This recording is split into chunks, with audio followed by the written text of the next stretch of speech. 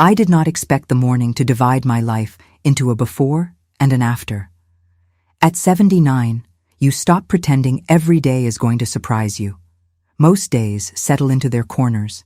Coffee in the blue mug, with the hairline crack near the handle.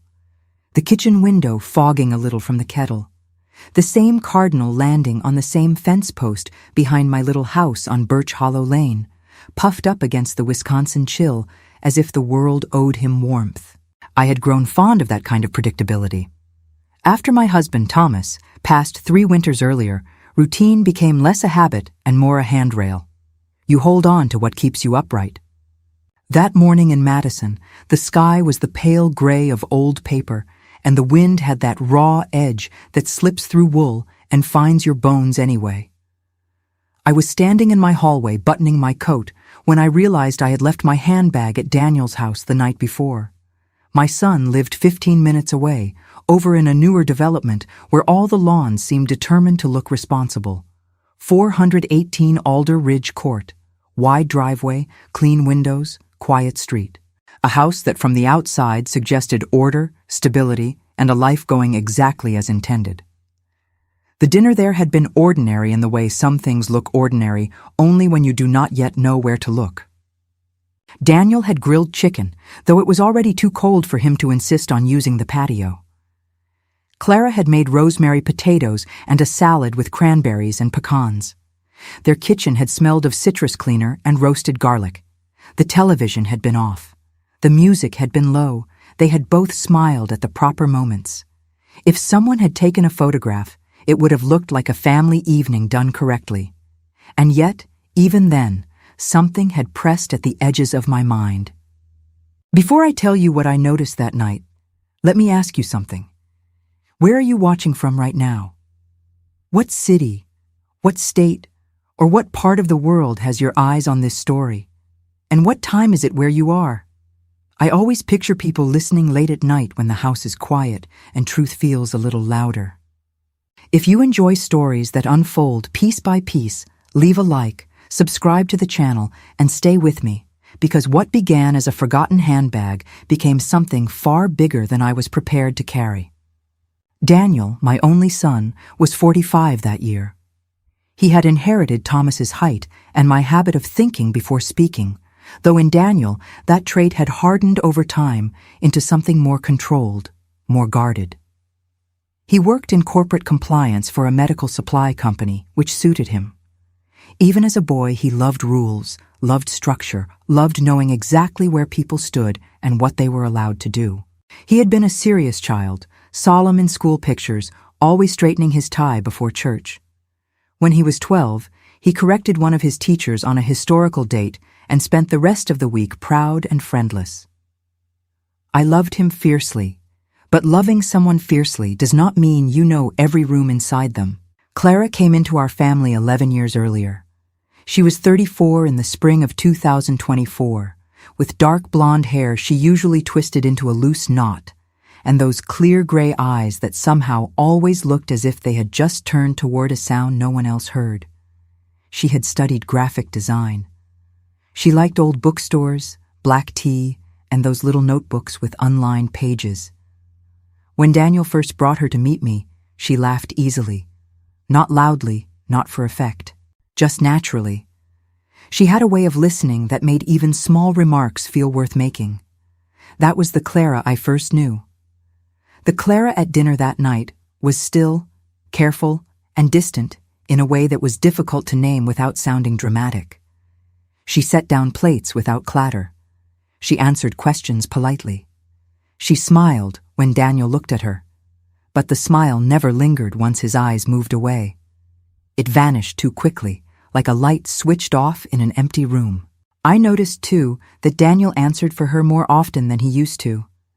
When I asked whether she was still taking the weekend watercolor class she had loved last year, Daniel cut in with, "She stopped going. It wasn't worth the drive." Clara lowered her eyes to her plate and said, "It was getting busy anyway." When I asked whether they were coming to my place for Thanksgiving planning the following Sunday, Daniel said, "We'll see how the week goes." Clara reached for her water glass and said nothing at all. At one point, I asked where the framed photograph had gone, the one from their trip to Door County, the one where Clara was standing by the lake, in a yellow sweater with her hair loose in the wind. I had always liked that picture, because she looked completely unguarded in it. Daniel said the frame had broken, but I saw the mark on the wall where it had hung. The outline was neat, recently dusted around. A photograph does not disappear from a wall because a frame breaks. It disappears because someone decided not to see it every day. Now, if you are the kind of person who notices small things, comment below and tell me that. I have always believed lives are made of little details long before they become big disasters. And if you know someone who dismisses their own instincts too quickly, share this story with them. Sometimes what saves a person is not strength. Sometimes it is attention. After dinner, Daniel cleared plates with unnecessary efficiency. Clara wiped the counters twice. She moved like someone under observation. Not frantic, not shaky, more careful than careful. When I offered to help, Daniel told me I should sit down and relax. He said it pleasantly, but there was a firmness in it that made the words feel less like kindness than instruction.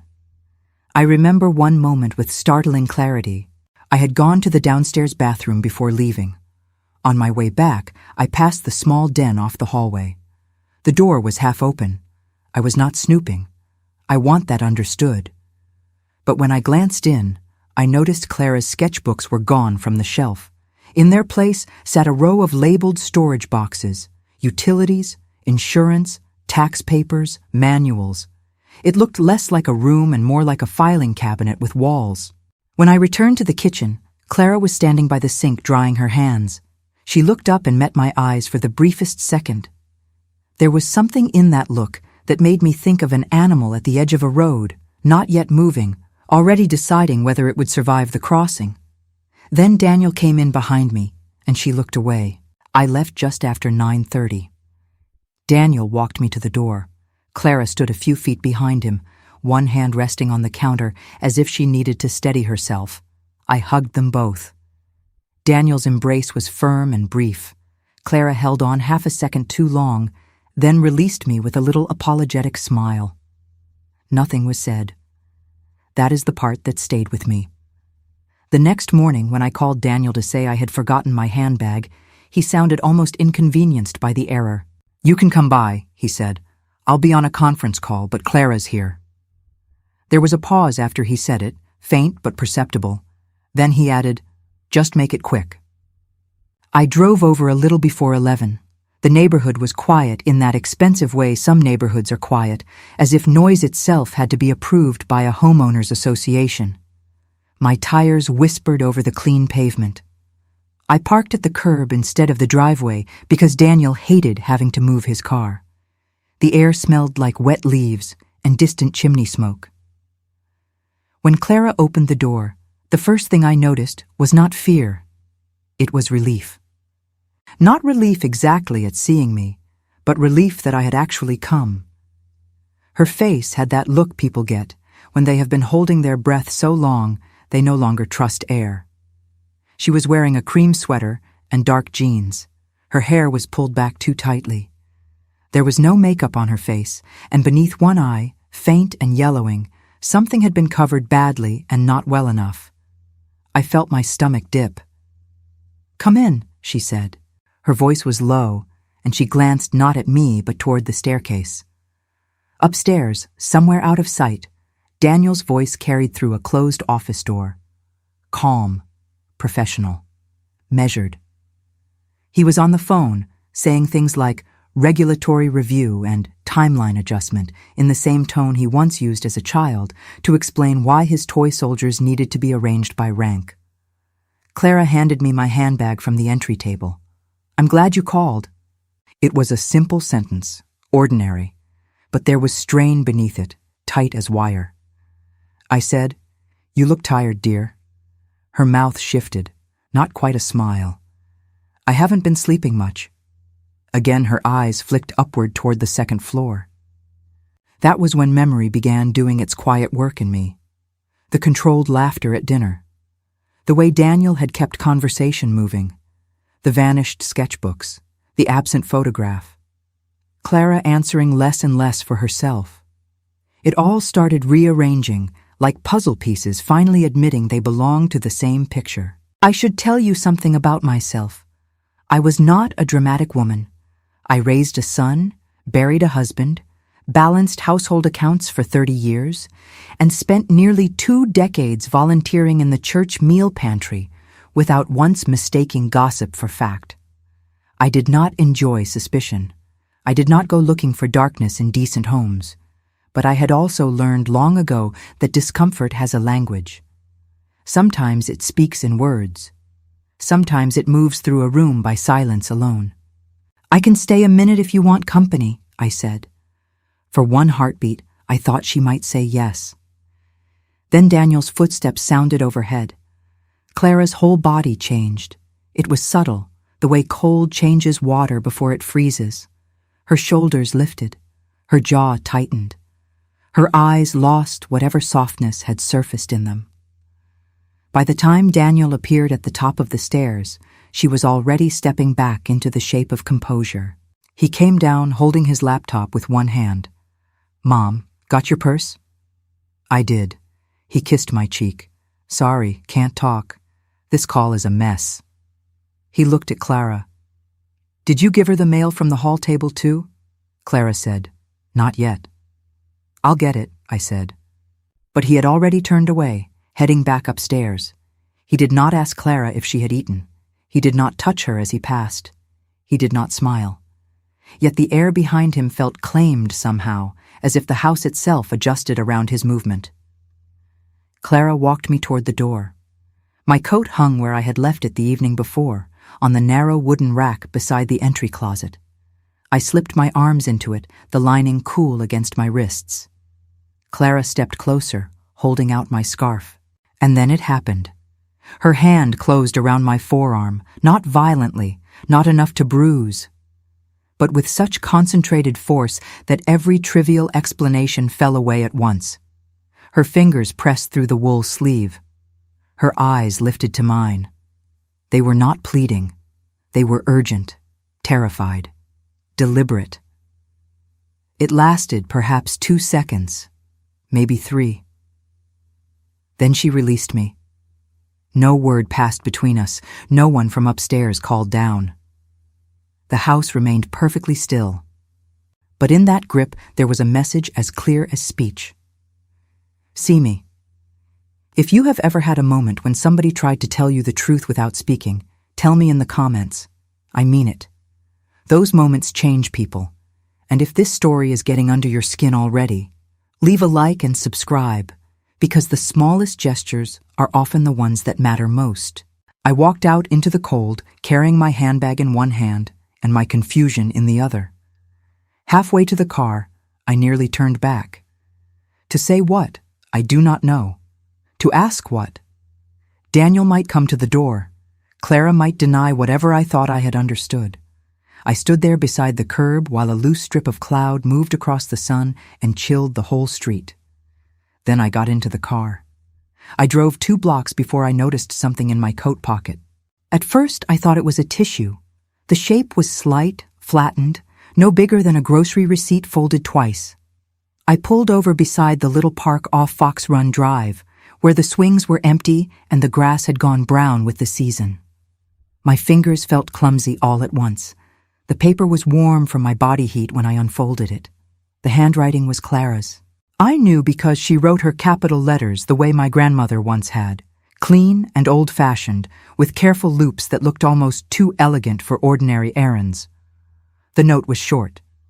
Not because she had little to say, I think, but because she had almost no safe time in which to say it. Judith, please do not call the house. Please do not text me anything direct. If you can, come back alone another day and ask for the casserole dish from Thanksgiving. That will tell me it is safe to speak. I am sorry. I did not know who else to trust. And then the last line. I can't say this out loud. He's always listening. I read it once, then again, then a third time, as if repetition might somehow produce a different ending. Instead, each reading sharpened the meaning. He, Not they, not things, not stress, not marriage, not depression, not misunderstanding. He. My son's face rose in my mind with such painful clarity that I had to set the note down in my lap and press both hands against the steering wheel. Daniel at 7, drawing planets with a ruler because freehand circles bothered him. Daniel at 15, furious because a teammate had disobeyed the coach and cost them a game. Daniel at 26, standing tall in a navy suit at his father's funeral, expression composed while I fell apart beside him. Daniel, who had brought me soup after my hip surgery. Daniel, who called every Sunday. Daniel, who organized Thomas's medical paperwork in color-coded folders while I still could not breathe through my grief. Daniel, whose wife had just written to me like a woman passing a note through prison bars. I wish I could tell you I knew immediately what to do. That age grants certainty. That experience produces clean wisdom at the exact moment it is required. But what I felt first was not certainty. It was horror. And beneath it, something worse. Recognition. Because the note did not create my fear. It confirmed it. All at once, I remembered tiny moments from the past year that I had explained away because life is easier when concern arrives one thread at a time. Clara canceling lunch twice in a row. Daniel answering her phone once and saying she was napping. A bruise near her wrist in June that she laughed off as an accident with a drawer. The way she had slowly stopped posting any artwork online. The way she grew quieter at family gatherings while Daniel grew smoother, more attentive, more likely to fill silence before she could. If you are still with me, thank you. Truly. Stories like this are not easy to tell, and they are not easy to hear. So tell me where you are listening from, and whether you are the kind of person who trusts your instincts early or only after the proof piles up. And please subscribe if you have not already. There is more to this than a note in a pocket. So much more. I sat there at the park until my coffee from breakfast had gone cold in the cup holder and a mother with a stroller passed by without once glancing at my car. My pulse finally slowed enough for thought to return in some usable shape. I looked again at the note. Do not call the house. Do not text me anything direct. Come back alone another day and ask for the casserole dish from Thanksgiving. A code. A plan. A woman who had not scribbled this in a wild burst of panic, but had thought through what could be safely written and how. That detail unnerved me almost as much as the message itself. Panic can be sudden. Planning means repetition. Planning means circumstances that continue. Planning means she had been living inside something long enough to develop procedures. I folded the note carefully and slid it into the small zippered compartment of my handbag where I kept spare keys and emergency cash. Then I drove home slower than usual, because the world outside my windshield looked the same while mine had just altered beyond recognition. At home, I did what widows do when the dead are the only ones they trust with the first truth. I stood in front of Thomas's photograph on the mantel and said, "Our son is in trouble. Not Clara, not Daniel's marriage, not the house. Daniel." The words made my knees feel weak. Thomas's photograph had been taken on a fishing trip in northern Minnesota 15 years earlier. He was squinting into the sun, one hand on his cap, smiling like a man not yet aware how quickly a life can close. He had been the gentler parent in some ways, the one who could coax laughter out of Daniel when I could only get obedience. He also saw people very plainly. If a person was bluffing, Thomas knew it. If a story had holes in it, Thomas found them. More than once in our marriage, I accused him of being too suspicious. More than once, he turned out to be right. I found myself wanting him with such force that I had to sit down. What do you do when the person who may be hurting someone is the same person you once held feverish through the night, the same child whose first loose tooth you tucked into a napkin, the same boy who cried only once after his father died, and did it behind a locked bathroom door because even then he did not want anyone to see him uncontained? You do not stop loving them. That is the problem. Love does not evaporate when fear arrives. It complicates. It burns. It tears you in two and asks you to walk anyway. By early afternoon, I had made a list on the back of an old church bulletin.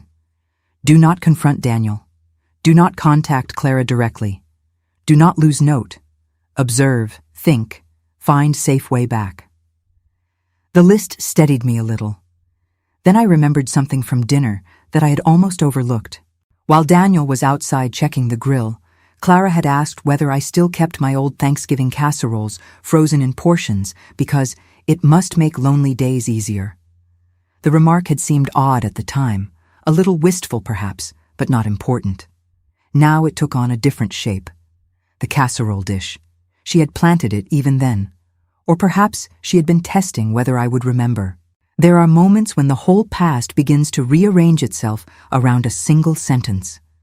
By 3 o'clock, I had revised not only the dinner, but the previous year, turning memories over one by one like stones, looking for what had lived underneath them all along. I thought of the Christmas gathering when Daniel insisted Clara sit down because she looked tired, but his hand on her shoulder remained there too long, not affectionate, not gentle, just anchoring. I thought of Easter, when she dropped a glass in the kitchen and flinched before it even hit the floor. I thought of the way she once said, "Daniel likes things done a certain way," and then immediately laughed as if she had not meant anything by it. Some women are dramatic, some are careless. Clara was neither. By evening, the house around me had begun to feel too quiet. I did not call anyone, not my sister in Milwaukee, not the ladies from church, not even my neighbor Ruth, who had known my family for 27 years and had opinions on matters no one invited her into. Secrets are dangerous, yes. But careless disclosure can be dangerous too, and I had no idea how closely Daniel monitored Clara or who might unintentionally carry word back to him. So I made chicken soup I did not want, left it cooling on the stove, and sat at my kitchen table with a legal pad and a pen. I wrote down everything I could remember. Date, time, dinner menu, words spoken, expressions, the bruise near Clara's eye, the grip on my arm, exact wording of the note. Then I wrote another list. Who might help? Attorney, domestic violence hotline, church counselor? Maybe not. Police? Too soon? No proof. Clara's family? Unknown. Need more information. As the afternoon dimmed into evening, snow began falling in a thin, uncertain dust that never quite committed to the ground. The street lamp outside my front window glowed in it, soft and blurry. I had the strangest feeling that the whole city was holding its breath with me. I did not sleep much that night. At 1:42 in the morning, I was in the living room wrapped in Thomas's old wool blanket, staring at nothing, when I realized the true terror of Clara's final sentence was not simply that Daniel was listening. It was that she believed he listened all the time. That means systems. That means habits. That means fear trained into the body. That means no privacy, not even in thought. And if that is where a person lives long enough, the world begins to shrink until rescue feels less like hope and more like something you are afraid to ruin by naming it. I went to bed just before dawn with one decision made. I would go back. Not the next day. Too soon. Too obvious. I had no wish to alert Daniel that his wife had chosen me. But I would go back, and I would ask for the casserole dish from Thanksgiving, and if Clara was giving me a code, I would answer it. Because whatever waited inside that house, it had already crossed the line from discomfort into danger. And because when she grabbed my arm, she had not asked me only to notice. She had asked me not to fail her. The next morning, I woke with the same clarity that comes after bad storms. Not peace, not comfort, just direction. There was frost on the edges of the bedroom window, and my left knee ached the way it always did when the weather turned stubborn. I got out of bed slowly, made the bed because some disciplines are worth keeping when everything else feels uncertain, and went to the kitchen. The radio murmured weather updates. The coffee smelled stronger than usual, or perhaps I needed it more. I stood at the sink watching a squirrel dig uselessly at frozen ground and thought, with a kind of cold amazement, that the world remains ordinary even when a person's private reality fractures. I had decided two things before the sun was fully up. First, I would not act from panic. Second, I would not mistake caution for inaction. Those are not the same thing, though fear often tries to confuse them. By 9 o'clock, I was dressed, my hair pinned, my small notebook tucked into my handbag beside Clara's note. I had also pulled a casserole dish from the cabinet, one of my old Pyrex pieces with little blue flowers around the sides. It was not the Thanksgiving dish Clara meant, of course, but I wanted something physical in my hands as I thought. Something sturdy, something domestic and ordinary. You would be surprised how often ordinary things hold people together. I spent that morning doing what many women my age learn to do better than most police officers, attorneys, and therapists combined. I reconstructed a household from memory. Who sat where at dinner? Who served what? Who interrupted whom? Which rooms Clara entered freely? Which rooms Daniel entered as if they belonged to him twice over? How often her eyes moved toward him before she answered. The more I reviewed, the less I liked what I found. Control does not always arrive as shouting. Sometimes it arrives as management, as correction, as refinement, as a person who smooths every interaction until no one notices what has been pressed flat underneath. Daniel had not raised his voice at dinner. He had not insulted Clara in front of me. He had not done anything crude enough to be undeniable. What he had done was curate the room. He had completed her sentences, redirected topics, decided timelines, controlled movement, occupied silence before it could deepen into anything dangerous. And suddenly, I remembered the exact moment Clara stopped eating. I had asked whether she was still designing book covers freelance for that small press in Milwaukee. Before she could answer, Daniel said, "That was getting in the way of consistency at home, not getting in the way of her health, not becoming less profitable. Consistency at home." At the time, I had smiled awkwardly and reached for my water. Now the sentence made my skin prickle. If this story has ever reminded you of a person who is controlling in ways polite people like to excuse, leave a comment. I mean that. Too many harmful people survive by looking organized instead of cruel. And if you value stories that dig beneath appearances, hit like, subscribe, and keep watching. We are only getting started.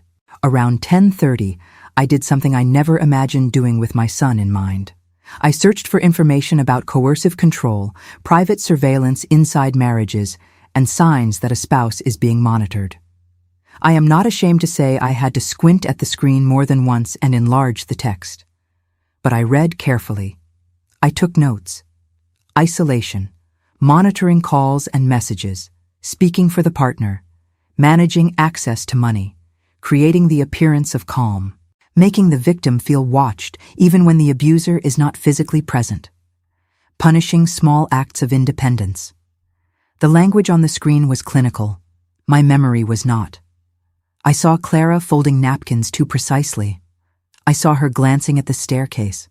I saw her grab my arm with all the force she could safely risk. Near noon, my phone rang.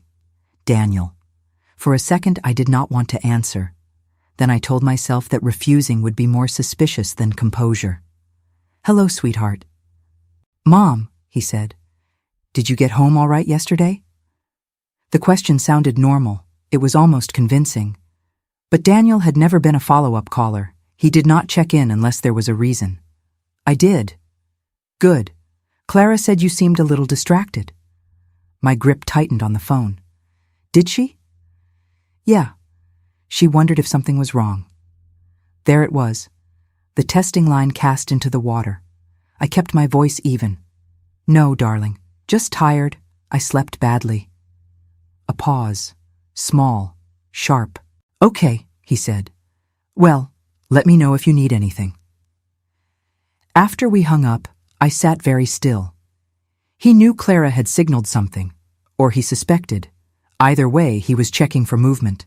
And that told me something equally important. He was not fully confident. Predators of any kind rely on certainty. The moment uncertainty enters, they begin looking for leaks. I wrote down the time of the call and his exact wording. Then I asked myself the question I had been avoiding. How long had this been happening? Not just, something is wrong. How long had Clara been living in active fear of my son? Months, certainly. Perhaps longer. Maybe years. And what had I missed because I loved him enough to prefer a kinder interpretation? That question sat harder than all the rest. I was not one of those mothers who believed her son could do no wrong. Life had cured me of that nonsense long ago. Daniel had been difficult in ways Thomas and I discussed only privately. Not violent, never as a child, but rigid, easily offended by disorder, possessive in subtle ways. If another boy borrowed one of his things without asking, Daniel did not merely get upset. He obsessed. He wanted consequences. He wanted restoration. He wanted the universe repaired to his specifications. Thomas once told me, when Daniel was 16, he doesn't bend naturally. At the time, I had answered, neither do most teenage boys. But Thomas had shaken his head. No, I mean inside. I heard that sentence all over again that day. By mid-afternoon, memory carried me somewhere older still. When Daniel was 9, we had gotten him a small aquarium for his birthday. He loved those fish with frightening seriousness. One weekend, while I was cleaning the kitchen, I found him sitting inches from the glass, perfectly still, watching one little angelfish that had begun hiding behind the filter. He did not seem sad. He seemed offended. I asked what he was doing. He said, "It won't come out when I want it to." I laughed at the time. Now I could not. Please stay with me here, because this part matters. The signs that mean something later often look harmless early. If you have ever looked back on a memory and realized it carried more weight than you knew at the time, tell me in the comments. And if this story is pulling you in, subscribe now so you do not miss what happens next. Stories like this unfold in layers. That evening, I took out the old Thanksgiving casserole dish from the basement storage shelf. The actual one. Heavy ceramic, cream-colored with a faint chip on one handle from 2019 when my niece bumped it against the sink. I washed it, dried it, and set it on the counter. The plan Clara had given me was simple. That made it more frightening, not less. Come back alone another day and ask for the casserole dish from Thanksgiving. That will tell me it is safe to speak. Not today. Another day. I decided on Friday. Long enough to avoid looking immediate. Soon enough not to abandon her to extra days of silence. I spent Thursday preparing, though outwardly my day looked ordinary. I bought groceries. I mailed a birthday card to my great-nephew in Eau Claire. I phoned my sister and spoke only of weather and recipes. I changed the sheets on the guest bed for no reason other than some part of me had begun imagining somebody might need a safe room sooner than expected. Then, just before supper, something happened that tightened the entire knot. Clara called me, not from her own number, from a blocked line. I answered on the second ring and said nothing. Her breathing was the first thing I heard. Then, very softly, "Is it all right if you come tomorrow around 11:15? "Yes." "You have to ask for the dish in front of him if he's there." "All right." A pause. Then, lower still. "If I say the green one, do not stay. Please, just leave." I closed my eyes. Understood. Another pause. I wanted to say 1,000 things. "Are you hurt? Are you safe right now? Has he hit you? Do you want me to call someone?" But desperate questions can trap a frightened person worse than silence. So I asked only, "Clara, are you alone?" No answer. Then a whisper. "Not really." And the line went dead. I stood in my kitchen for several seconds with the receiver in my hand, like a woman trying to remember what century she was in. Some danger belongs to dim alleys and broken places. Some danger lives in beautiful kitchens with polished counters and soft closing drawers. That is part of what makes it so hard for people to recognize. They think harm should look untidy. It rarely does. That night I packed my handbag as if I were going into weather. Notebook, pen, reading glasses, charger, spare medication, emergency cash, the casserole dish wrapped in a towel. I also added something I had not expected to need in my old age. Resolve sturdy enough to survive whatever answer I might hear. I barely slept. At 10:45 Friday morning, I left home. The sky had brightened a little, but the air still had that metallic smell that comes before more snow. I drove with both hands on the wheel and every nerve in my body listening. At one red light, I became aware of my heart beating in my throat. At the next, I nearly turned around. Not because I meant to abandon Clara, because once truth opens, it never closes in the same shape again. But by 11:14, I was parked outside 418 Alder Ridge Court, with the casserole dish on the passenger seat beside me like a ridiculous little shield. Daniel answered the door. He wore a dark sweater, sleeves pushed up, phone in one hand. He looked irritated in the way busy people like to appear, as though the world should appreciate how much they are managing. "Mom, what's this?" I lifted the dish slightly. "I came for the Thanksgiving casserole dish. I think Clara borrowed it." His eyes flicked to the dish in my hands, then over his shoulder into the house. For one terrible instant, I thought he knew everything. Then he gave a short laugh. "You drove over for that?" I smiled. I was heading this way anyway. It was a flimsy lie, but old women are allowed some harmless inefficiencies. Daniel stepped back to let me in. The house smelled like coffee and lemon polish. Clara stood near the kitchen island, wearing a green cardigan over a white shirt. My body went cold. The green one. "Do not stay." She did not look at me directly. "Hi, Judith." There are moments when a room becomes a test of whether you can trust yourself quickly enough. This was one of them. Clara had warned me. The signal was present the moment I walked in. Whatever safety she had hoped for was gone. I could not stay, but I also could not leave too obviously. Daniel was watching both of us with casual precision. "She was just saying she may have put some of the serving dishes in the pantry downstairs." Clara's hands were clasped too tightly. "I can check." "No need," I said at once. "If it's not handy, I can come another time." Daniel tilted his head. "You drove all this way." "It's 15 minutes, darling, not a pilgrimage." He almost smiled. For a second, I thought that might be enough, that I could leave gracefully, return another day, and try again. Then Clara did something small and devastating. As she reached for a mug on the counter, her sleeve slid back. There were bruises on her wrist, not one, several, finger-shaped. She saw me see them. Her face did not change, but something in her eyes did. Not panic, resignation. Daniel turned toward the coffee maker and missed the whole thing. I understood then that waiting was not neutral. Waiting was a choice with consequences. If she had risked the call, risked the code, risked the message in my pocket, then matters were moving inside that house whether I was ready or not. I said lightly, "Actually, Clara, would you mind helping me carry this to the car? My grip has been bothering me." Daniel looked back at me.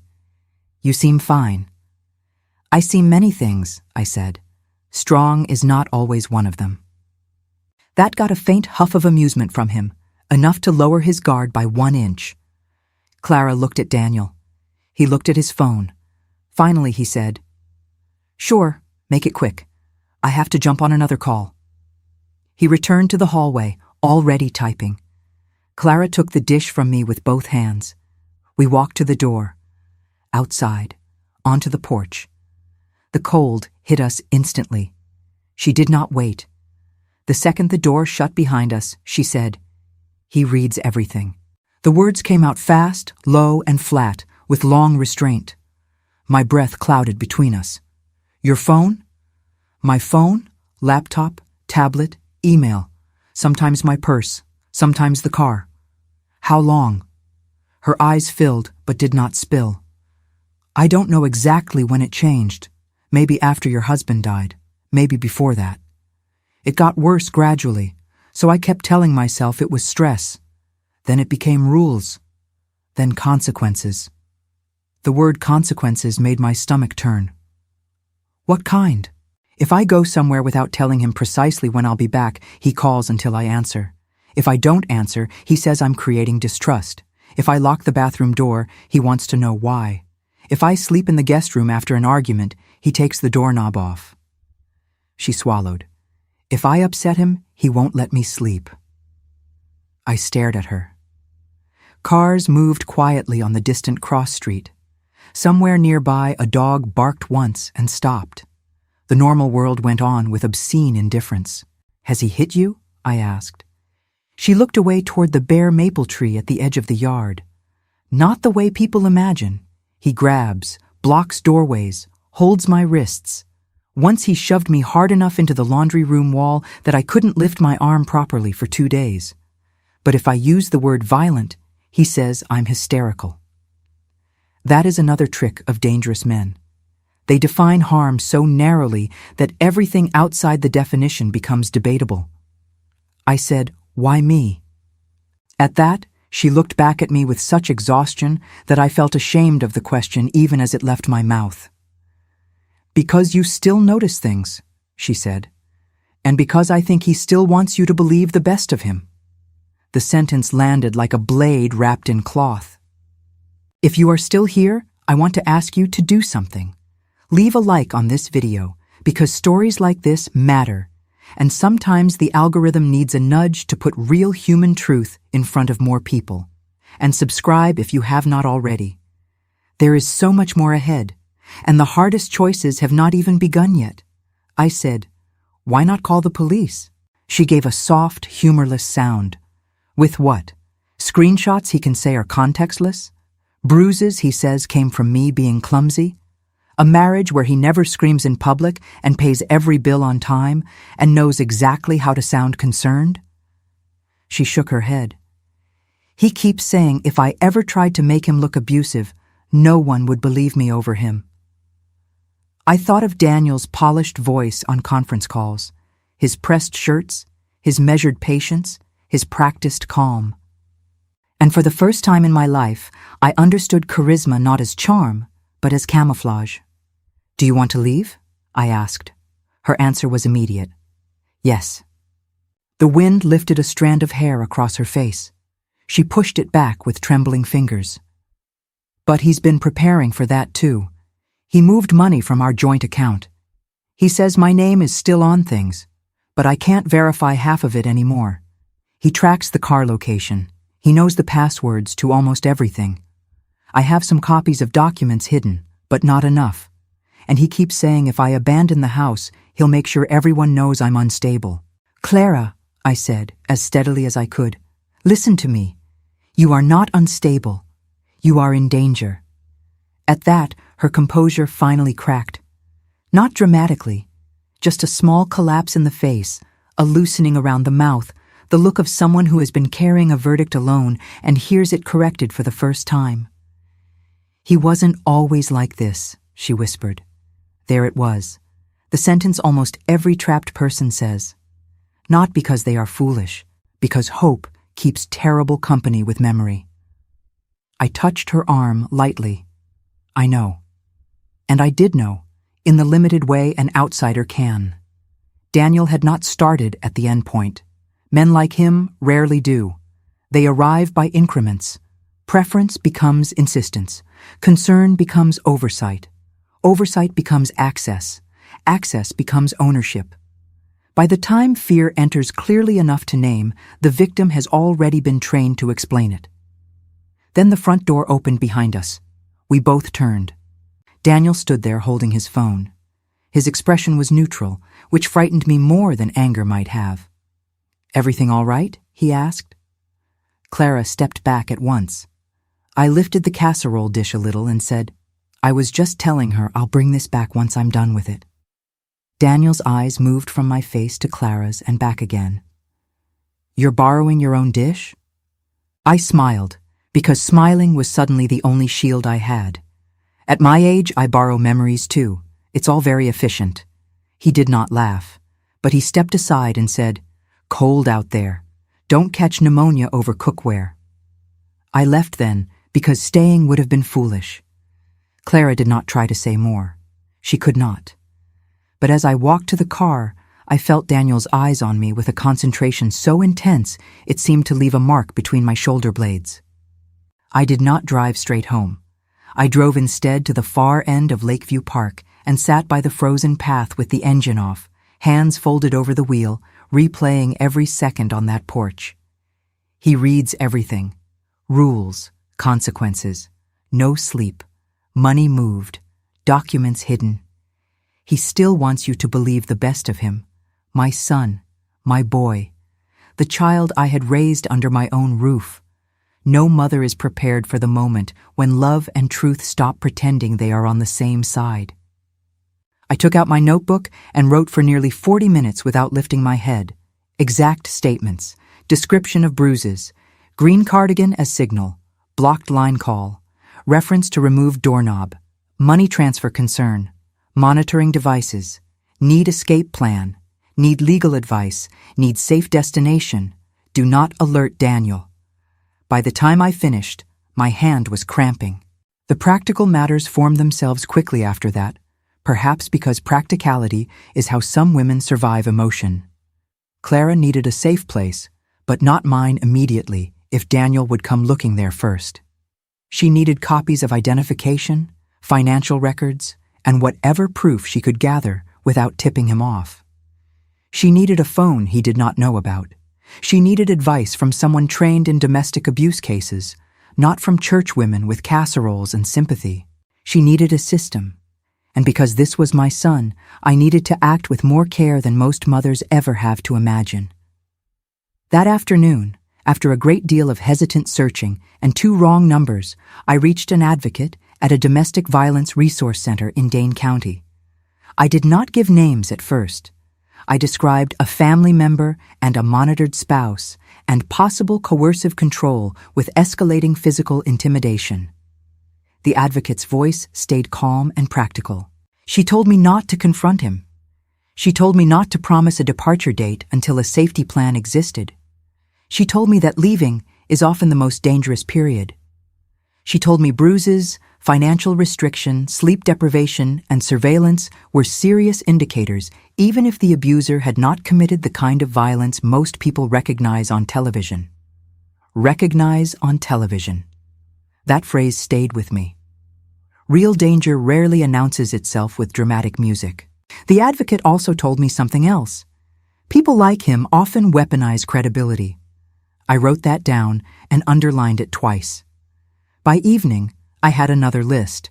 What Clara needs: safe contact method, copies of documents, medications, bank information, change of clothes, keys, evidence if possible, place to go. Transport he cannot track. What I need: attorney referral advocate, callback plan for emergency pickup keep, Daniel calm, appear normal.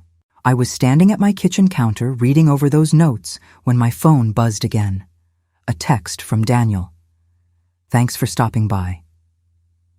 Mom, I worry sometimes that you overthink things. Clara has been emotional lately. Please don't encourage that. I read it 3 times. Not ask, not wonder, not say he hoped I had not felt awkward. Please don't encourage that.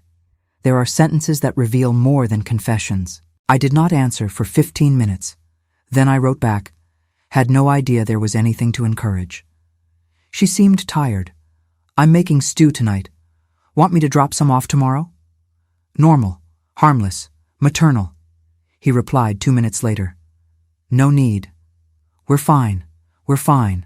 If those 2 words have ever concealed something rotten in your life, leave me a comment. People say, we're fine when they mean, do not look any closer.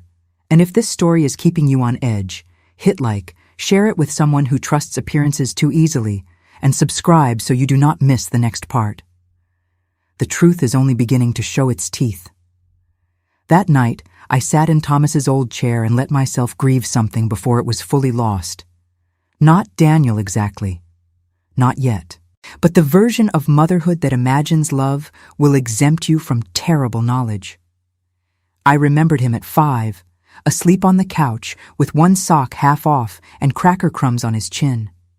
I remembered him at 14, carrying in firewood because Thomas's back was acting up. I remembered him at 21, calling from college to ask how to make gravy because he wanted to impress a girl. And then I remembered Clara on the porch saying, "He still wants you to believe the best of him." That is what broke me for a while, because she was right. Some part of Daniel had selected me not only as witness, but as obstacle. He was counting on a mother's hesitation, on the old reflex to explain, soften, reinterpret, protect. He was counting on my love to buy him time. He may have been right once. He was not right anymore.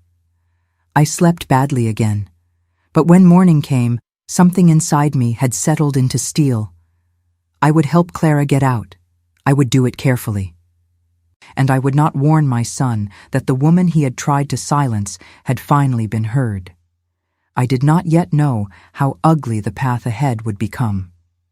I did not yet know what Daniel was capable of once control began to slip. I did not yet know that before this was over, I would have to choose between protecting my son's reputation and protecting another human being's life. But I knew enough. And sometimes enough is where courage starts. I folded Clara's note once more and placed it back in the hidden pocket of my handbag. Not as a keepsake, as evidence, as promise, as the first small piece of a truth that was no longer mine to avoid. And somewhere inside that polished house on Alder Ridge Court, Clara was waiting, hoping I had understood that her silence had not been empty at all. It had been a rescue signal, and I had finally answered it. The strange thing about fear is that once it has been named, it begins asking for structure. That Saturday morning, I stood in my kitchen in my slippers with a legal pad, a sharpened pencil, and the kind of grim attention I used to reserve for hospital forms and funeral arrangements. Outside, Madison was wrapped in a thin, colorless cold. A little snow from the night before clung to the shrubs in soft white ridges, and the maple in my front yard looked like a sketch someone had forgotten to finish. I had not slept enough, but I had crossed into a state beyond simple exhaustion. My mind felt brittle, sharp, almost too clear. I was making a plan to help my daughter-in-law escape my son. Even now, saying it plainly carries its own violence. There are truths that do not become easier because you repeat them. They only become more solid. I began with what I knew. Clara was being monitored. Daniel likely had access to her phone, email, and perhaps even the location of the car. He controlled money, movement, privacy, and sleep. He used calm language like a weapon and confusion like a net. He had already begun testing me, measuring whether I had noticed too much. That meant any next move had to look small, harmless, forgettable. The Madison Public Library on Pinckney was not the closest option to either of us, which made it better. Public, quiet, plausible. I spent Tuesday night pretending to watch the news while my mind raced through contingencies. What if Daniel followed her? What if he checked the car location? What if Clara had to leave abruptly and had nowhere to go before we were ready? What if she changed her mind? What if she did not? What if Daniel, even now, sensed something loosening and was only waiting for the smallest visible thread to pull? If you are still with me, thank you. Stories like this demand patience because real danger builds through patterns, not dramatic shortcuts. Tell me in the comments whether you would have trusted your instincts by now or whether you would still be hoping there had to be another explanation. And please subscribe if you have not. What happened at that library changed everything. Wednesday arrived with thin sunlight and bitter wind. I left my house early and parked half a block away, though I do not know whether that was caution or nerves masquerading as strategy. The library cafe smelled like espresso and wet coats. A college student with a knitted hat was typing furiously by the window. Two middle-aged men were speaking softly over newspapers, and near the children's section, a toddler laughed with the unbothered conviction only toddlers possess. The ordinary life of the place nearly undid me. It felt impossible that in such a room a woman might be trying to figure out how to flee her marriage without losing her mind or her name. Clara arrived at 11:12, carrying a paper shopping bag from a craft store, wrapping paper, her cover story. She sat across from me in the corner, near the travel guides. Her face looked thinner than it had a week earlier. There was a tense brightness in her eyes, the kind that comes from sleep deprivation and sustained vigilance. She wore a navy coat buttoned all the way up, though the library was warm. I slid a cup of tea toward her without asking. She wrapped both hands around it as if she had forgotten warmth existed. "Can he track this car?" I asked quietly. "He can track the SUV, not mine. I borrowed mine back for errands last month because I said the seats in his hurt my back." Borrowed mine back. Even her car had become negotiable. I said, "Tell me what you need me to know." She inhaled once and began. "The shift," she said, had not happened in one clean turn. At first, Daniel had simply become more exacting. He wanted to know where she was, not because he distrusted her, he said, but because the world was unpredictable. He preferred that she text when she arrived somewhere because it was considerate. He thought budgets should be shared in detail because financial transparency was healthy. He wanted passwords not because he doubted her, but because married people should have no secrets. Each step could be explained. Each step could be defended. Each step made resistance feel unreasonable. Then came corrections. How she loaded the dishwasher. How long she stayed at stores. How often she saw friends. What was wasteful? What was careless? What counted as respect? What tone meant? What words implied? What normal couples did? If she disagreed, he did not explode. He lectured. He cross-examined. He asked for examples. He replayed conversations with the precision of a trial attorney until she could no longer remember where her own certainty had begun. If she cried, that proved emotional instability. If she grew quiet, that proved withdrawal. If she tried to leave the room, that proved immaturity. If she apologized, he called it manipulation. "He can make any response into guilt," she said. The sentence was so exact it made me shiver. She told me about nights when he would wake her at 2 a.m. to finish a conversation properly. He would stand over the bed and insist they could not sleep with unresolved tension in the house. If she asked to continue in the morning, he said that was avoidance. If she could not think clearly, he said that was because she refused accountability. Twice after arguments, he had taken the charger to her phone so she would stop running to outside voices. I said, "Has he kept you from work?" Not directly, just by making everything around work impossible. If I'm tired, he says I'm not disciplined enough. If I miss a deadline, he says freelancing is clearly too chaotic for me. If I earn money, he wants to review all the transactions because we're a team. A team. Another innocent word with blood underneath it. Then she reached into the craft store bag and pulled out a plain manila envelope. I copied what I could. Inside were photocopies of bank statements, an insurance document, screenshots of messages printed at a self-service machine, and a legal pad sheet on which Clara had written dates, incidents, injuries, and phrases Daniel used repeatedly. He says I create confusion. He says no one sees what I do behind closed doors. He says, if I ever leave, suddenly everyone will know I am unstable. He says mothers always believe their sons. That last line blurred in front of me. I looked up. How long has he been saying that? She gave a small, miserable shrug. Long enough that I almost believed it. At that, something old and fierce rose in me. There are forms of maternal love that comfort. There are forms that forgive. And then there is the kind that wakes up only when someone uses motherhood as a shield for cruelty. Not this mother, I said. Clara's chin trembled once, then steadied. Please take a breath with me here, because some moments in a story are quiet and still reshape everything. If you felt that line in your chest, leave a like.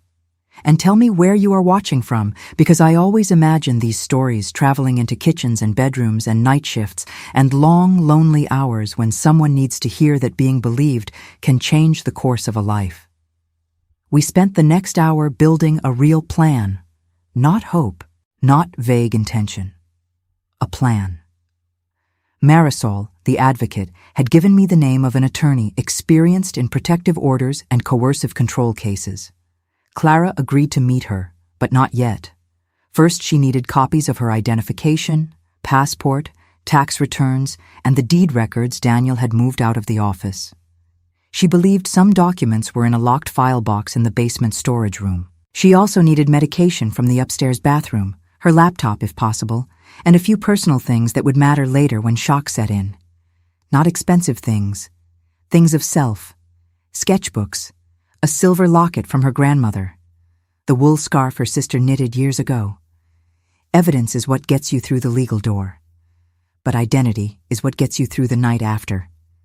We also discussed where she could go. Her sister lived in Minneapolis, but that was too obvious if Daniel became frantic quickly. My house was possible for one night, maybe two, but only if we had already involved the advocate and attorney. A local hotel was risky if he checked transactions or nearby bookings. Marisol had mentioned a confidential placement network. Clara flinched at the thought of a shelter, not from arrogance, but from exhaustion. She was still calibrating herself against a word like victim. So we built in steps. Get evidence, secure documents, activate attorney, arrange safe location, leave while Daniel is physically occupied. Do not announce, do not negotiate, do not return alone. Simple on paper, terrifying in life. Before she left, I gave her the prepaid phone and showed her how to keep it powered off and hidden. We agreed on code phrases.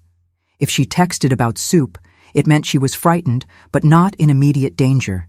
If she texted about church bulletins, it meant he was checking her devices. If she texted nothing but the word snow, I was to call emergency services and Marisol immediately. When she stood to go, she looked smaller than I'd ever seen her. Not weak, compressed, as if years of caution had folded her inward. "Judith," she said, "I'm sorry." "For what?" "For making you see this." The sorrow of that sentence nearly split me in half. "You did not make this happen," I said, "and you did not create it by naming it." She nodded, but I could tell some part of her still carried the old reflex to apologize for other people's cruelty. So many women do. I watched her walk out past the travel section, past the periodicals, past the bright little rack of library tote bags. She held the craft store bag in one hand and moved carefully, not because she was uncertain of her route, but because she had spent so long trying not to attract reaction that even freedom required rehearsal. I remained at the table another 20 minutes, arranging and rearranging papers into sensible piles, while my heart pounded as if I had run across the frozen lake. By Thursday, the operation of ordinary life had become almost unbearable. I attended my quilting circle at church and smiled at stories about grandchildren and recipes while thinking about file boxes and hidden phones and whether Daniel had begun checking under the passenger seat of Clara's car. I nodded at jokes. I passed around lemon bars. I praised a baby blanket in soft green yarn. All the while, it felt as though I were holding a lit match inside my chest.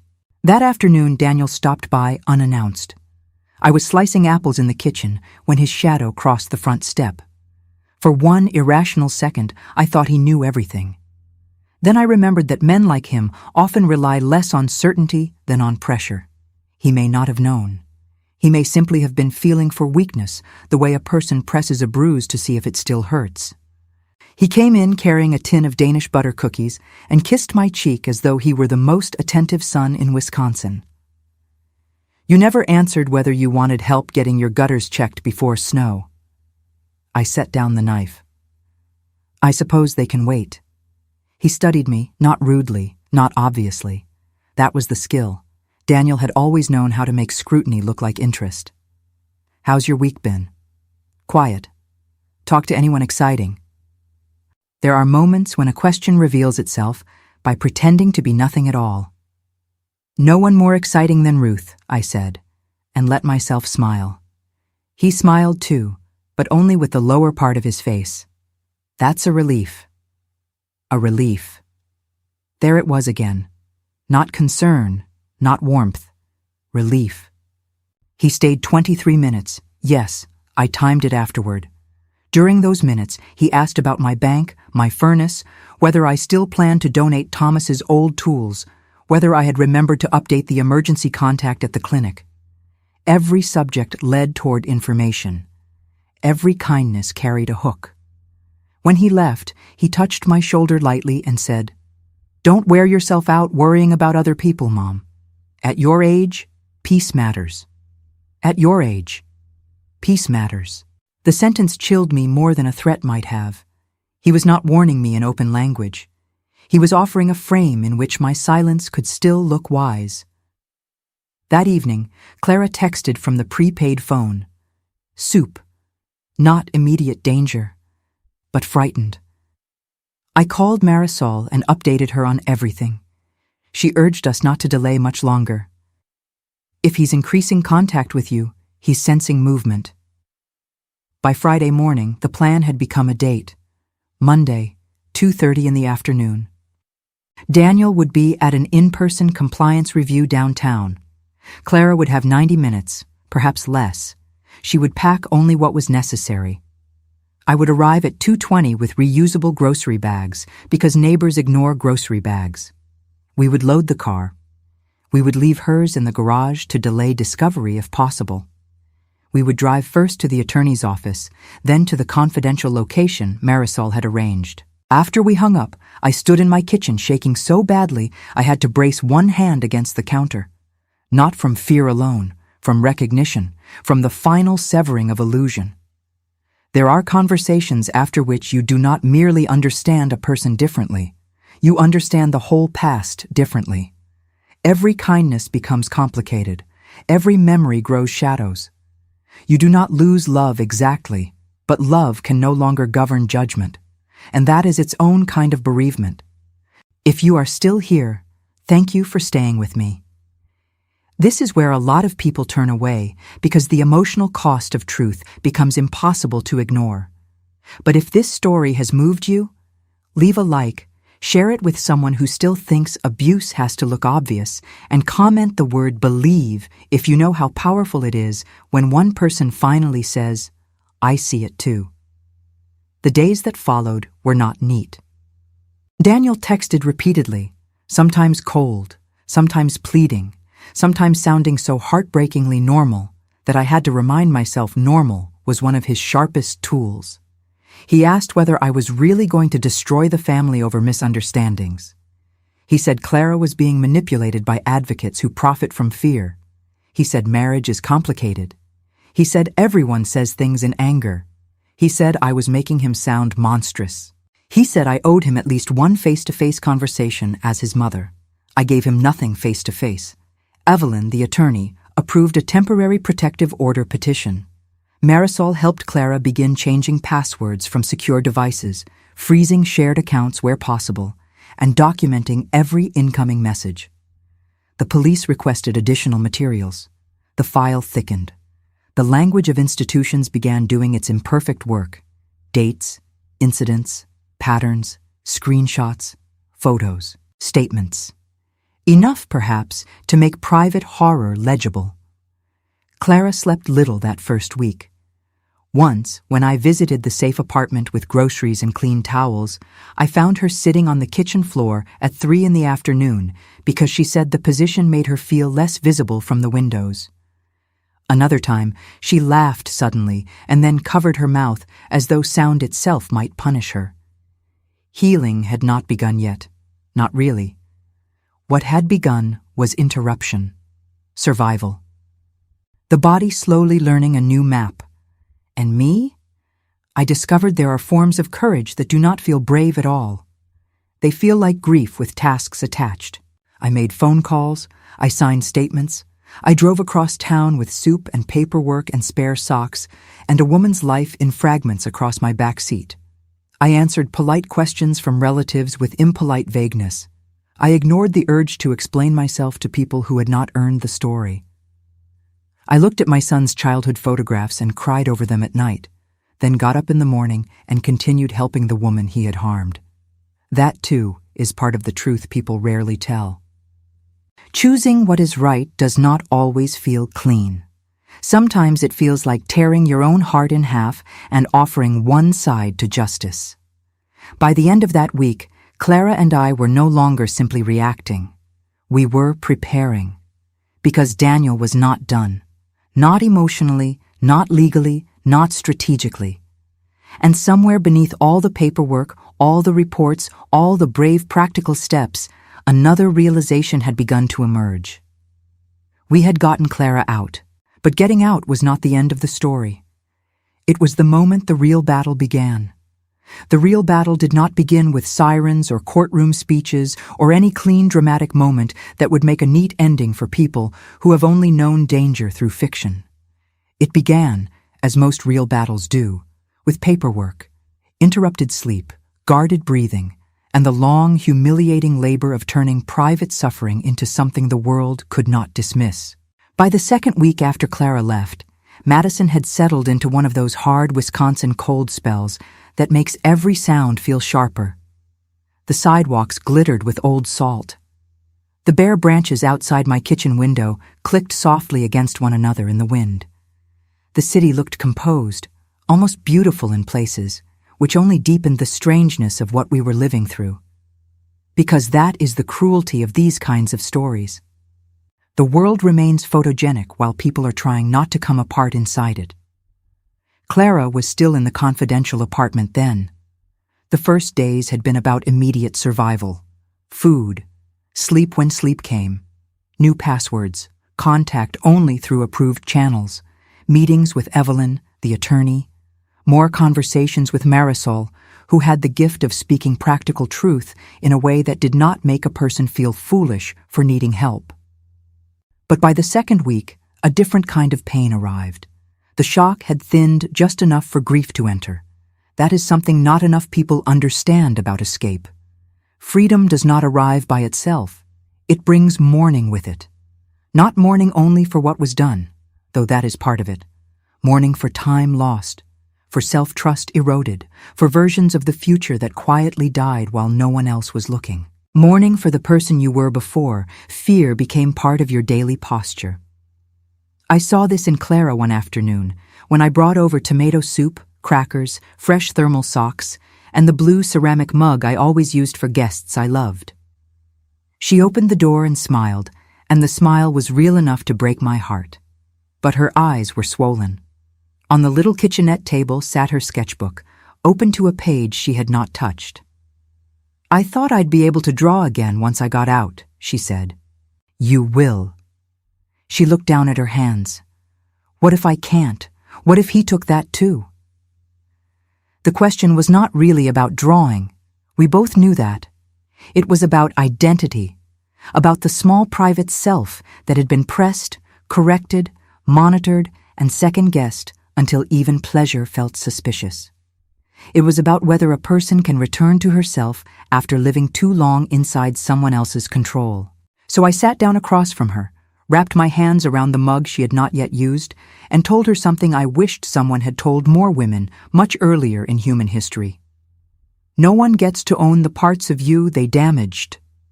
She did not answer right away. The heater clicked on. Somewhere down the hall, a door opened and closed. Finally, she said, "I want to believe that." "You do not have to believe it all at once," I replied. "You only have to keep walking toward it."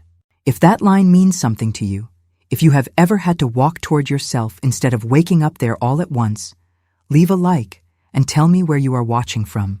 What city, what state, what country, what hour of the day or night has brought you here? And if you have not subscribed yet, please do.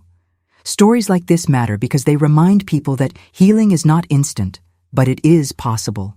The legal process moved the way winter moves across a driveway, not dramatically, relentlessly. More evidence was collected. Clara's bruises were photographed again as they changed color and then slowly faded. Her written timeline became part of a larger file. Evelyn filed for protective measures and financial disclosure. Daniel's messages, which continued in their cruel, shifting way, became evidence too. At first, he wrote as though he were confused, then as though he were wounded, then as though he were the only reasonable person left in a world gone hysterical. He never once texted in a way that would embarrass him if read aloud by someone who did not understand context. That was part of what made him dangerous. He was careful. He knew the border between threat and implication and walked it like a surveyor. I saw the messages. Some of them I wish I could forget. I am worried about your mental state. You are surrounding yourself with people who profit from fear. We can resolve this privately if you stop escalating. Judith is old and confused. Please do not let her make choices for you. You know I never wanted any of this. We were under stress. You are rewriting our life. People will ask questions you cannot answer. There was no need for police. That was cruel. What kind of wife does this to her husband? Every message was a hook disguised as concern. Every sentence attempted to replace reality with his version of it. If Clara had still been alone, or still half convinced that she was overreacting, I have no doubt some of them would have worked. That is one of the reasons systems of support matter so much. Abuse thrives in private interpretation. Truth strengthens when other eyes stay on it. One snowy Thursday, Evelyn called and asked us both to come in. The hearing date for the temporary protective order had been set, and she wanted Clara prepared, not merely informed. I rode with her because by then there were certain drives she could not yet make alone without feeling watched by roads that no longer deserved the power she had once given them. Evelyn's office smelled like paper, coffee, and the kind of expensive hand soap people in legal professions seem to believe suggests stability. She sat behind her desk in a charcoal suit and went over everything again. How the hearing might sound, what Daniel's attorney might do, how composure from him did not mean truth, how emotion from Clara did not mean unreliability, how memory under trauma can move in bursts, not neat chronology, how the point was not to tell a polished story, but an accurate one. At one point, Clara said, "What if I cry?" Evelyn leaned forward. "Then you cry. You are not on trial for having a nervous system." I nearly laughed from relief. There are moments when expertise is not cold at all. It is mercy wearing structure. As the hearing approached, family fractures began widening in earnest. My sister called from Milwaukee after hearing some distorted version of events through a cousin who heard it from someone at church. Her first question was not cruel, but it had enough old-world foolishness in it to make me grip the phone harder. "Are you sure Clara isn't just overwhelmed?" I closed my eyes, counted to 3, then said, "Yes, I am sure." She always was sensitive. "There is a difference," I said, more sharply than I meant to, between sensitivity and being harmed. Silence followed, the kind that reveals a person standing at the edge of their own assumptions. "Well," she said finally, "Daniel always seemed so steady." That sentence, more than any other, defined the whole ordeal.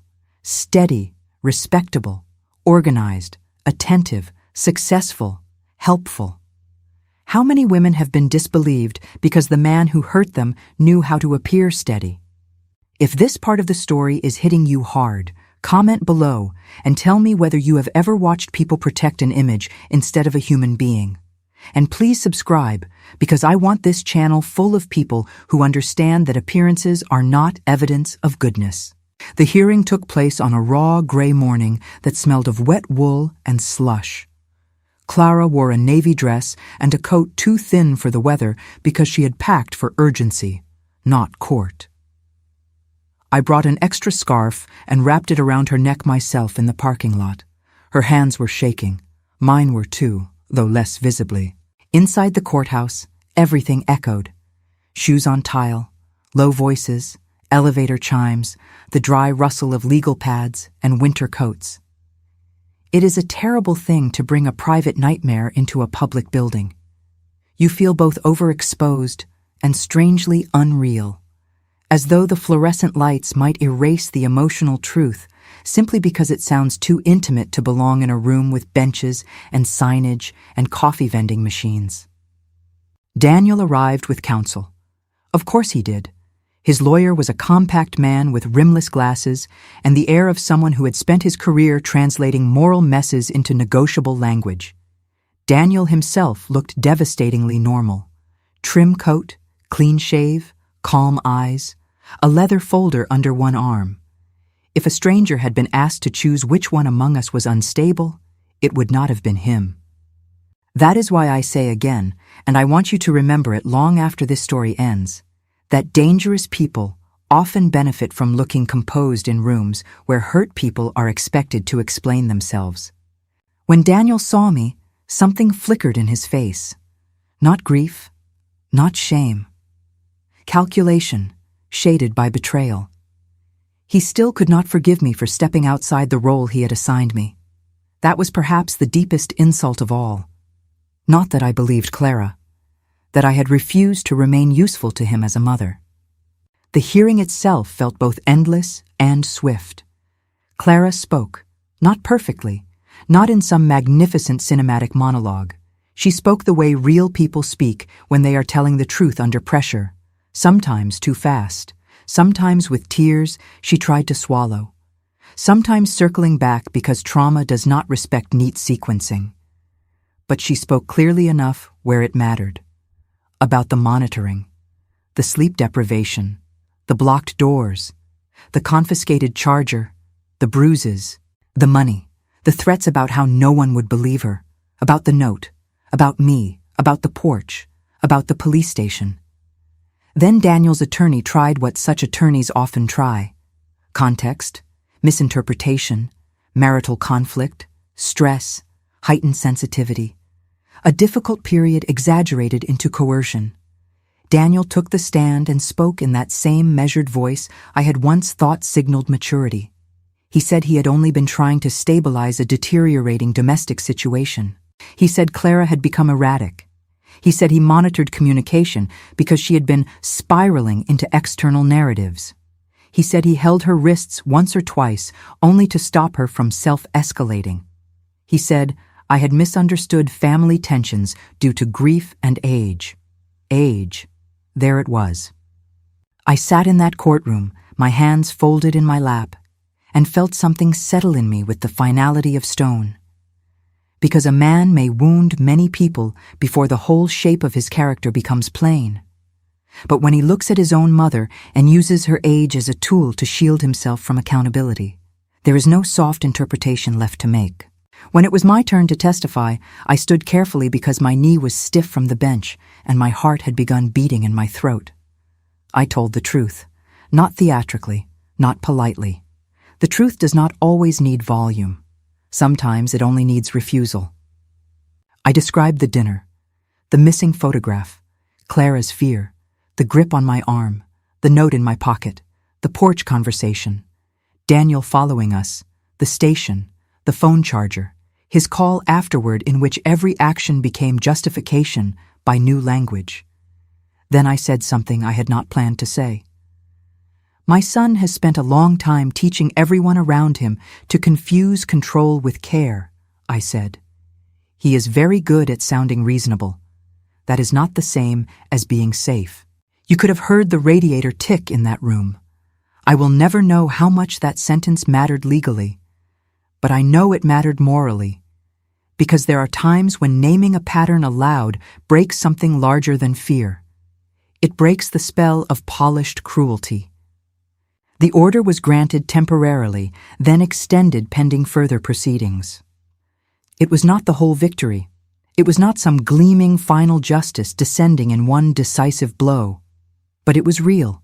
It was on paper. It was a line the law now recognized, however imperfectly. And for Clara, that recognition changed the air in her lungs. When we stepped out onto the courthouse steps, the wind nearly took the scarf from her neck. She laughed once, unexpectedly, and then cried at the same time. I held her elbow while we walked to the car, and for the first time since she slipped that folded note into my coat pocket, I saw something in her posture I had not seen before. Not safety yet, but orientation toward it. If you are still here with me, thank you. Leave a like if this story has reminded you how much courage it takes simply to tell the truth when the other person knows how to perform innocence. Share this with someone who still thinks abuse has to be loud to be real. And if you have not subscribed, do it now. These stories are here every day, and someone out there may need the exact one you choose to pass along. The months that followed were less dramatic from the outside and more difficult from the inside. Daniel's professional reputation began to fray, not collapse, but fray. Some people believed him, some people did not. Some withdrew quietly from both sides because they preferred comfort to complexity. That is another hard truth. Even when evidence appears, many people still choose distance over courage. They do not want to pick a side because sides feel messy. But refusing to choose often benefits the stronger person, not the more truthful one. My own relationship with parts of the family changed permanently. One cousin told me I should never have involved authorities because marriage is private. I answered that bruises, surveillance, and fear do not become sacred just because they occur indoors. A church acquaintance said she was praying for reconciliation. I told her to pray first for safety, then for truth, and only then for anything that deserved the name reconciliation. As for Clara, she began rebuilding in increments so small you could miss them if you were looking only for dramatic transformation. One morning, she slept until 7 without waking in panic. Another week, she made her own tea and forgot to glance toward the door before sitting down. She began sketching again. Not grand, beautiful work at first, just hands, mugs, window frames, trees in winter, the edge of a blanket folded over a chair. She took freelance assignments under tighter legal protection. She cut her hair shorter. She laughed once at a ridiculous grocery store display, and then looked startled by the sound of her own voice, as though joy had returned from exile without warning. Those moments mattered more than speeches. One evening in late March, after the worst of the ice had given way to thaw, she came to my house for supper. I made roast chicken, mashed potatoes, and green beans with almonds, because some meals are a form of blessing. The kitchen windows were cracked just enough to let in the cool, damp smell of early spring. After dinner, while I was wrapping leftovers, I turned and found Clara standing in front of the mantel, looking at Thomas's photograph. "I wish I had known him better," she said softly. "He would have liked you." She nodded, then after a pause, "I think he would have seen it sooner." I leaned against the counter. "Maybe?" She looked at me then, with the kind of honesty that arrives only after surviving something together. "You see it now." That sentence stayed with me long after she left. Because yes, I saw it now. Not only Daniel, not only Clara's pain. I saw how whole systems of politeness and family loyalty and social respectability help dangerous people live undisturbed. I saw how often women are required to produce impossible levels of proof, while men are allowed to borrow credibility from careers, churches, neighborhoods, and calm voices. I saw how age itself can be used both against women and, if we are stubborn enough, for them. I saw that being old does not make you powerless. It can make you harder to intimidate, because by then you know exactly how much illusion the world is built from. And I saw something else too. I saw that motherhood is not worship. It is not blind defense. It is not the endless laundering of a grown man's conscience through your love. If you are a mother and your child becomes cruel, your duty is not to become the hiding place of that cruelty. Your duty is to stop helping it survive. That was the hardest lesson of my life, and perhaps the holiest. Please stay for these last moments, because this is the part I want to leave with you. Tell me in the comments whether you have ever had to choose truth over family comfort, whether you have ever had to disappoint the role someone assigned you in order to do what was right. And if this story has stayed with you, share it. Someone out there may be mistaking calm for kindness this very minute. By summer, Clara had moved into a small apartment of her own on the west side of the city. Nothing glamorous. Second floor. Narrow balcony. Good morning light. A little herb pot by the window. A lock she controlled. A kitchen table no one interrogated her across. She invited me over one Saturday to see it properly once she had finished arranging things. There were framed prints on the wall, a stack of design books on the floor beside the sofa, and on the table near the window sat a new sketchbook already half full. We ate strawberries and pound cake, and she showed me a drawing she had made of my kitchen window in winter, complete with the old cardinal on the fence post. She had captured the cracked blue mug on the sill and even the fold in the curtain hem I always forget to iron. "You remembered everything," I said. She smiled. "You noticed me. I notice you." I had to look away for a moment after that, not because I was sad, because some forms of gratitude arrive so gently they hurt all the same. And Daniel? His fate was less cinematic and more real. Legal consequences did not thunder down in one perfect moral chord. There were hearings, negotiations, disclosures, protective conditions, reputational damage, and the slow grinding machinery of accountability that is never as complete as the wounded deserve, and yet still matters fiercely. He lost more than he expected: trust, access, the unquestioned admiration of certain circles, the ability to control the narrative without resistance. Whether he ever fully understood what he had done, I cannot say. Some people mistake consequences for persecution right up until the grave. I did speak to him once more, months later, in a lawyer's office, for reasons too practical to avoid. He looked older, not softer, just more exposed. At one point, while documents were being reviewed, he said quietly, "I don't know why you hate me now." I answered him truthfully. "I do not hate you," I said. "I grieve you, but grief is not permission." He stared at me for a long time after that. Then he looked away. That was the last real thing between us.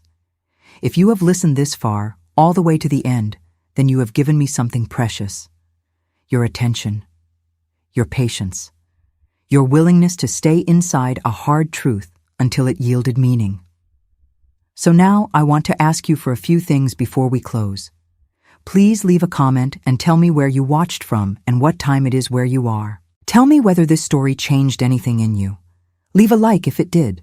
Subscribe to the channel if you have not already, because there is a new story here every single day, and maybe tomorrow's will be the one you need, or the one someone you love needs. Share this video with anyone who still confuses appearances with character, or silence with peace, or control with care.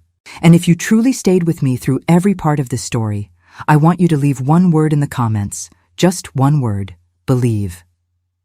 Because that is the moral I want to leave in your hands. Believe the pause before the answer. Believe the body that flinches before the sound. Believe the person who has no perfect way to explain what happened. Believe your own discomfort when a room feels arranged too tightly around one person's power.